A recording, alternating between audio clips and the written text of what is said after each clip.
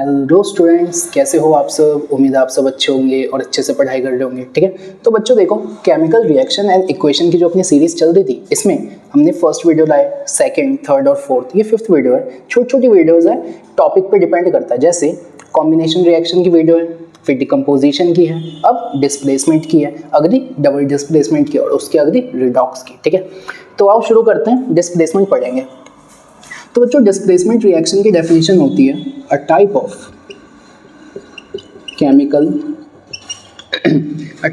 Chemical reaction in which a more reactive element displaces a lesser reactive element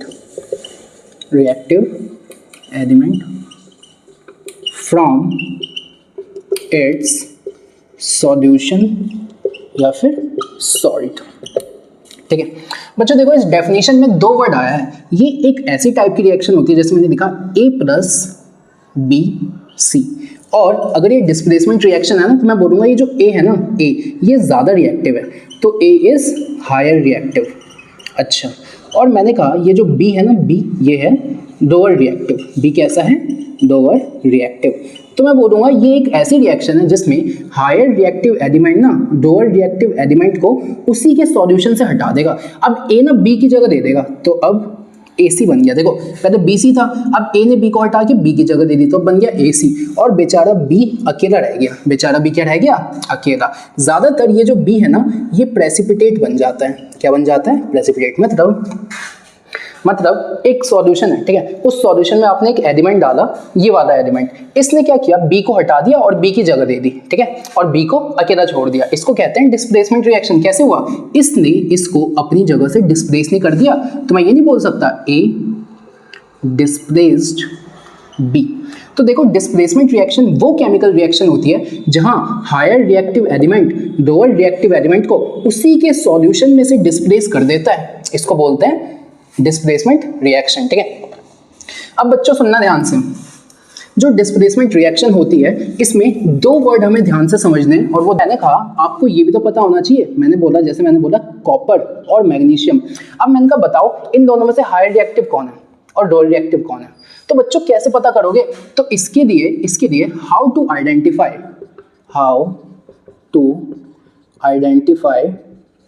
reactivity of any metal. अगर कोई metal है तो कैसे बताओगे? दो मेटल दे दिए मैंने, बोला एल्यूमिनियम और जिंक, बताओ कौन ज़्यादा हायर है कौन ज़्यादा लोअर है। तो आप बोलोगे भैया हमें क्या पता, है ना। तो इसी के लिए मैं आपको एक तरीका बताता हूँ कि ना, एक हमें पढ़नी है रिएक्टिविटी सीरीज। क्या पढ़नी है? Reactivity series. और ये जो रिएक्टिविटी सीरीज हम पढ़ेंगे ना, ये रिएक्टिविटी सीरीज हम पढ़ेंगे मेटल्स की। किसकी पढ़ेंगे? मेटल्स की। तो बच्चों देखो, ये जो रिएक्टिविटी सीरीज होती है ना, ये होती है potassium, sodium, calcium, magnesium, aluminium, zinc, ferrous, lead, hydrogen. ठीक है, ये Hg, Ag, Au और Pt, ये होता है। अब आप बोलोगे कि इसको पता कैसे करना है। तो बच्चों देखो, अगर मैं इनको एक साथ लिखना चाहूँ तो मैं ये लिखना चाहता हूँ, पहले है K, फिर है Na, फिर है CaMg, फिर उसके बाद है Al और Zn, फिर है FePb और H, फिर है CuHgAg, और लास्ट में है Au और Pt। अब बच्चों देखो, ये जो आपके पास सीरीज है ना, इसमें जो एलिमेंट जितना ऊपर है ना वो उतना ज्यादा रिएक्टिव है, और जो एलिमेंट जितना नीचे है वो उतना कम रिएक्टिव है। ठीक है, इसको मैं समझाने की कोशिश करता हूँ। कैसे? देखो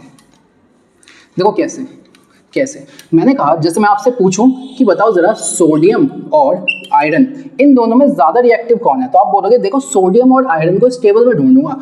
मैंने कहा सोडियम ये रहा, आयरन ये रहा, तो मैंने कहा सोडियम ज्यादा ऊपर है, तो जो ज्यादा ऊपर है ना वो ज्यादा रिएक्टिव है, तो मैं बोलूंगा सोडियम हो गया हायर रिएक्टिव, और ये जो आयरन हो गया ये क्या हो गया? Lower reactive. अब मैं तुमसे ये पूछना चाहता हूँ, बताओ मुझे पोटेशियम और गोल्ड पोटेशियम और गोल्ड में ज्यादा रिएक्टिव कौन है? तो आप बोलोगे देखो पोटेशियम ना सबसे ऊपर है और गोल्ड देखो ये रहा, तो मैंने कहा पोटेशियम जो है वो हाईएस्ट पे है। कहाँ पे है? हाईएस्ट पे। तो क्योंकि ये सबसे ऊपर है तो ये है हाईएस्ट रिएक्टिव। क्या है ये? Highest reactive. कभी क्वेश्चन आए कि बताओ कोई ऐसा एलिमेंट भी है जो पोटेशियम से ज्यादा है, तो आंसर है नहीं, क्योंकि ये सबसे ऊपर है। ठीक है, अब बच्चों यहाँ पे कुछ बातें और समझो। जैसे मैं 3 एलिमेंट दे दूं, मैंने दे दिया कैल्शियम, मैग्नीशियम और एल्यूमिनियम। अब मैंने कहा इनमें सबसे ज्यादा रिएक्टिव कौन है? तो मैंने कहा ऊपर आ रहा है कैल्शियम, फिर आ रहा है मैग्नीशियम, फिर क्या आ रहा है? एल्यूमिनियम। तो मैंने कहा सबसे ज्यादा होगा कैल्शियम, फिर होगा मैग्नीशियम, फिर क्या होगा? एल्यूमिनियम। ये ना रिएक्टिविटी हो गई इनकी, क्या हो गई? रिएक्टिविटी। ठीक है, अच्छा अब बच्चों देखो, ये अगर आप समझ गए कि इस टेबल से रिएक्टिविटी ढूंढनी कैसी है, तो अब आपको ये समझाना पड़ेगा ना इस टेबल को याद कैसे करोगे। तो देखो क्या लिखा हुआ है, ऐसे लिखा हुआ है। तो मैंने कहा देखो के से आपका होता है पोटेशियम, के से क्या होता है? पोटेशियम। और बच्चों देखो सिंबल से याद करेंगे, तो मैं के से याद रखूंगा केदार, Na होता है सोडियम, तो बच्चों मैं Na से याद रखूंगा नाथ, केदारनाथ। ठीक है, Ca से होता है कैल्शियम, Ca से क्या होता है? कैल्शियम, और इससे मैं याद रखूंगा का, केदारनाथ का। Mg से होता है मैग्नीशियम, Mg से क्या होता है? मैग्नीशियम, और मैं इससे याद रखूंगा मादी, केदारनाथ का मादी, मादी मतलब गार्डनर। फिर Al से क्या होता है? एल्यूमिनियम, Al से क्या होता है? एल्यूमिनियम, और इससे मैं याद रखूंगा आदू इससे मैं याद रखूंगा आदू। फिर Zn होता है आपका जिंक, और ये जो जिंक है ना इससे आप याद रखोगे जरा। तो केदारनाथ का मादी आदू जरा। अब फीकी, तो Fe हो गया फेरस, और बच्चों फेरस का क्या मतलब होता है? आयरन, और इसको आप याद करोगे फीके से, फीके। तो मैंने कहा केदारनाथ का मादी आदू जरा फीके। अच्छा अब आगे चलो, पहले इतना लिखो, पहले इतना तो यही बता देते हैं यार एक के साथ। अब देखो केदारनाथ का मादी आदू जरा फीके, ये होता है रेड, और इससे आप याद रखोगे पकाता। फिर है H क्या होता है? हाइड्रोजन। ठीक है, और इससे आप याद रखोगे है। तो केदारनाथ का मादी आलू जरा फीके पकाता है। ठीक है, अब H से आपने है भी याद करा है, और H से हाई भी याद रखोगे। हाई मतलब देने वाली हाई नहीं, बड़ा वाला हाई, तो हाई। फिर है Cu, इससे याद रखोगे कोट। ठीक है, हाई कोट, और ये क्या है? कॉपर। हाई कोट है Hg, और Hg किसको कहते हैं? मरकरी को कहते हैं। तो हाई कोट है, Hg के नीचे है Ag, फिर है Au, फिर है Pt। तो देखो बच्चों दोबारा समझाता हूं, केदारनाथ का मादी आलू जरा फीके पकाता है। ठीक है, और H से है, S से हाई कोट है, हाई कोट है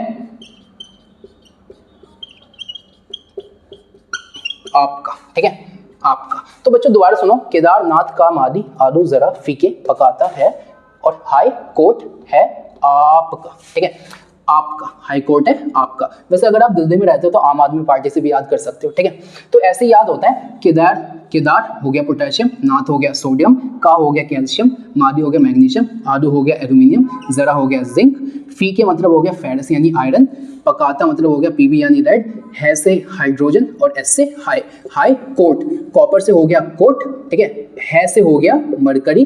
अच्छा, आप से हो गया ये दोनों, और पी से ये हो गया। ठीक है, तो केदारनाथ का मादी आलू जरा फीके पकाता है, हाई कोर्ट है आपका। केदारनाथ का मादी आलू जरा फीके पकाता है, हाई कोर्ट है आपका। ठीक है, तो एक बार इस ट्रिक को देख लो, फिर हम करते हैं क्वेश्चंस। तो बच्चों देखो अब आगे चलेंगे, और आगे मैं एक बार रिवाइज करा देता हूँ पढ़ाया क्या है। तो मैंने कहा ये रहा potassium, sodium, calcium, magnesium, aluminium, zinc, ferrous यानी आयरन, पीबी यानी रेड, H यानी हाइड्रोजन, Cu यानी कॉपर, Hg यानी मरकरी जो थर्मामीटर में होता है, Ag यानी सिल्वर चांदी, Au यानी गोल्ड, और Pt यानी प्लैटिनम।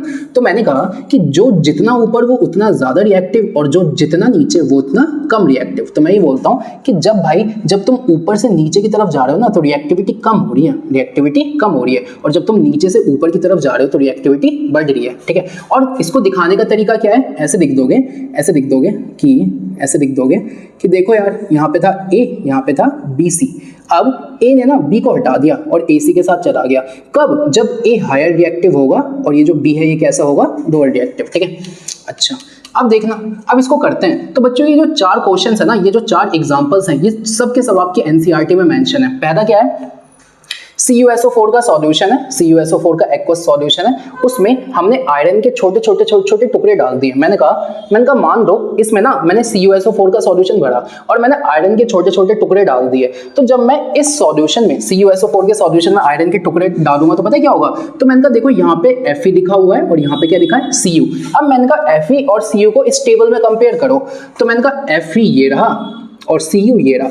अब मैंने कहा Fe ऊपर है, अगर Fe ऊपर है तो Fe हो गया हायर रिएक्टिव और ये कैसा हो गया? Lower reactive. और हायर रिएक्टिव लोअर रिएक्टिव को हटा देता है ना, तो ये जो Fe है ना इसने Cu को हटा दिया। तो अब जहां पे Cu था ना वहां पे Fe लिखो और उसके साथ क्या लिख दो? SO4। ठीक है, ऐसा हो गया एक्वस।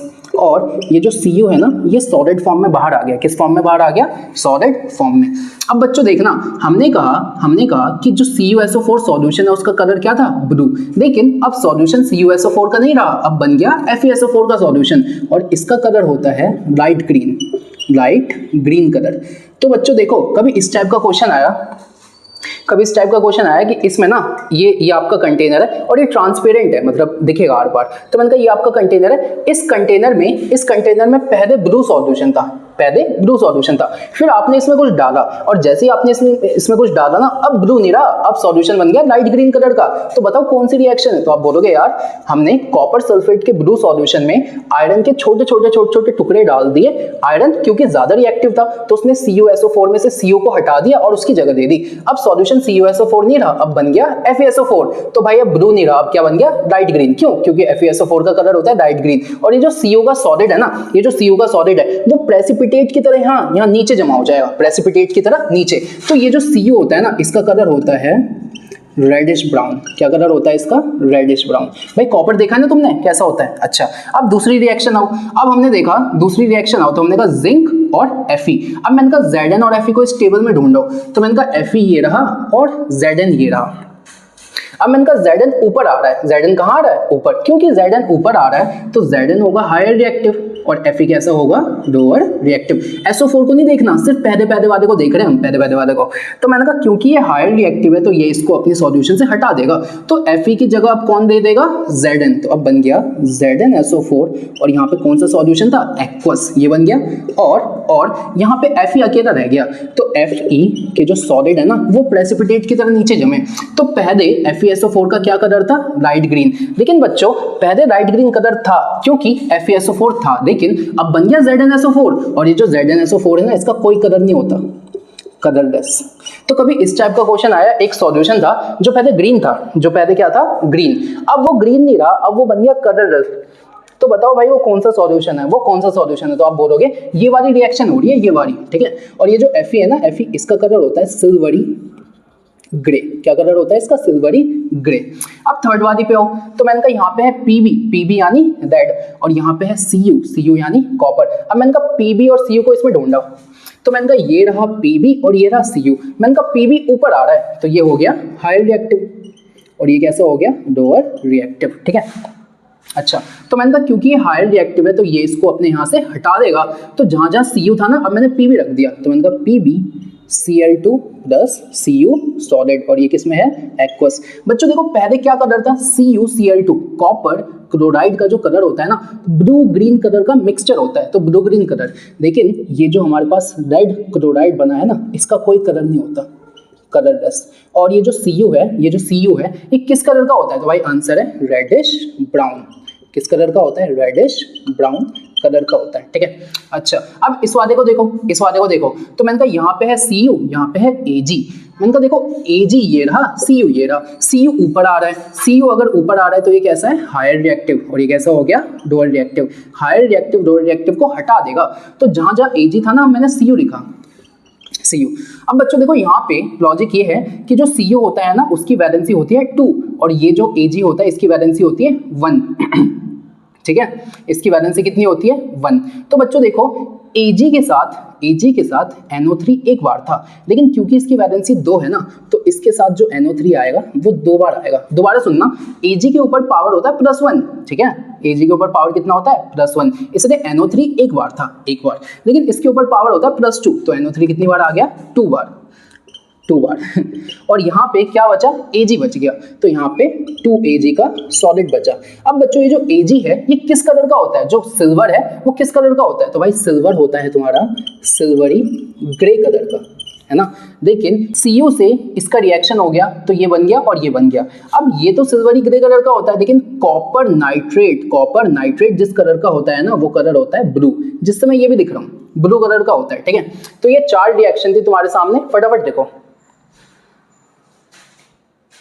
ठीक है, यहां तक समझ गए। अब आगे चलो, अब देखो डिस्प्लेसमेंट रिएक्शन की थोड़ी सी और बातें बताता हूं। डिस्प्लेसमेंट रिएक्शन में क्या होता है, एक हायर रिएक्टिव एलिमेंट होता है, वो लोअर रिएक्टिव एलिमेंट को उसी के सॉल्यूशन से हटा देता है और उसकी जगह दे देता है, ठीक है, इसी को कहते हैं। तो मैंने कहा यार ये जो एलिमेंट्स हैं ये दो हो सकते हैं, या तो एलिमेंट्स होंगे मेटल्स या तो एलिमेंट्स होंगे मेटल और नॉन मेटल, ठीक है।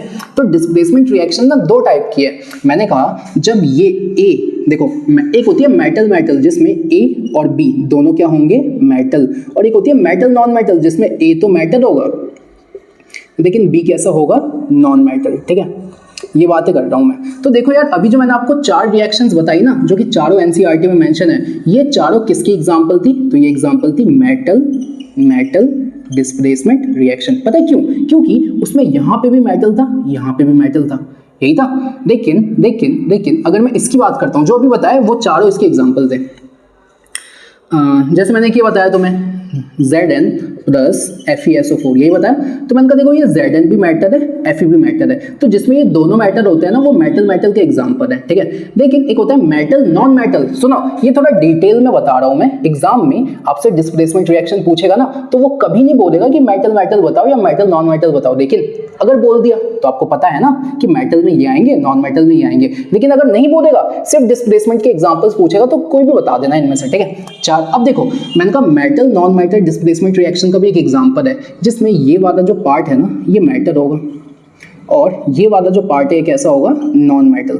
पता है कि बच्चों क्यों, क्योंकि HCl लिखा है और उसमें जो हाइड्रोजन है, हाइड्रोजन कैसा है, नॉन मेटल, हाइड्रोजन मेटल नहीं है। तो मैंने कहा एक तो मेटल है और एक नॉन मेटल है। अब मैंने कहा जिंक और हाइड्रोजन को यहाँ देखो, तो मैंने कहा ये रहा हाइड्रोजन और ये रहा जिंक, तो मैंने कहा जिंक ऊपर आ रहा है, जिंक कहाँ आ रहा है, ऊपर, तो जिंक हो गया हायर रिएक्टिव, और अगर ये हायर रिएक्टिव हो गया तो हाइड्रोजन कैसा हो गया, लोअर रिएक्टिव। अब आपको पता है हायर रिएक्टिव जो होता है वो लोअर रिएक्टिव को हटा देता है, तो अब जो H की जगह कौन आ जाएगा, Zn आ जाएगा, तो Zn आ गया H की जगह, ठीक है। लेकिन बच्चों देखो जो हाइड्रोजन होता है ना उसके ऊपर पावर होती है +1 और जो जिंक होता है उसके ऊपर पावर क्या होती है, +2, ठीक है। तो क्योंकि हाइड्रोजन के ऊपर पावर थी +1 तो Cl एक बार, लेकिन जिंक के ऊपर पावर है +2 तो Cl भी कितनी बार, 2 बार, ठीक है। प्लस यहाँ पे निकलेगी हाइड्रोजन गैस, यहाँ पे क्या निकलेगी, हाइड्रोजन गैस, और ये बन जाएगा एक्वस सॉल्यूशन, ठीक है। तो बच्चों मेटल डिस्प्लेसमेंट रिएक्शन के 4 एग्जांपल्स बता दिए। Metal non metal displacement reaction का ये एक लौता एग्जांपल आपके एनसीईआरटी में मेंशन्ड है, ये बता दिया, ठीक है। तो यहाँ पे डिस्प्लेसमेंट रिएक्शन का पार्ट क्या होता है, खत्म होता है, ठीक है।